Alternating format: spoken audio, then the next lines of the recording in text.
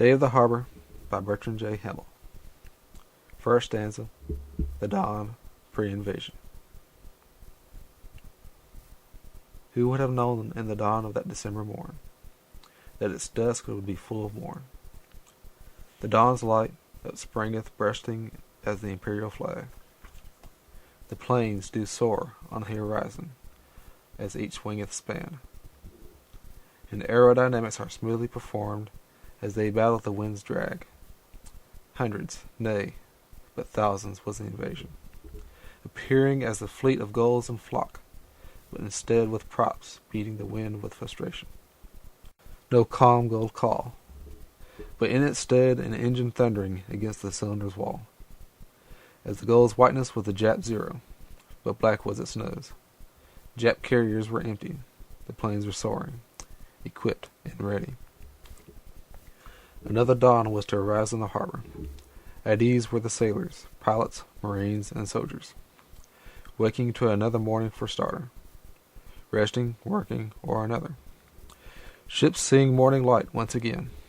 1, 3, more than 10. So many, it is the last time for those ships to be at their fine. Men on board in bunks at ease. It is the last dream. Second stanza. Afternoon, the attack. The sun was high in the mountain sky. Bewildered were the men to see the wooden gulls fly. The humming changing the winds. The sounds are disturbed. What is it? What is going on? Spoken with mind blurred. Men stamping of a great sudden to their posts, unexpecting the arrival of the gull-like foes. The rushing of wing and prop soaring down from high. The plains dense of a great thicket, as a broken levee gives forth its tide. Men with minds rushing and hearts faint, the bombs drop from a height both short and tall, as with catapults. Gravity does the work with its fall. Be it stone or warhead, men took arms in spite of the overwhelming drops showering lead. Soldiers taking to jeeps and guns, but the rounds hit. Pilots taken to plane, but cannot take it. Sailors awakening the ship, but the drops pour down, some with bursting cries, and others drowned. Barracks laid waste, and the kitchens made desolate of taste. Ships damaged of every kind. The Arizona in depth shall never again climb. Anti-aircraft guns burst in the skies, and wounded planes kamikaze, for the ship towers high. Third stanza. The dusk, post-invasion. The invasion low on fuel, fall back victorious. Such an attack made, point blank and treacherous. The sun dies down to dusk. Men are exhausted with the battle's fuss. Many bandaged with care, battling their suffering.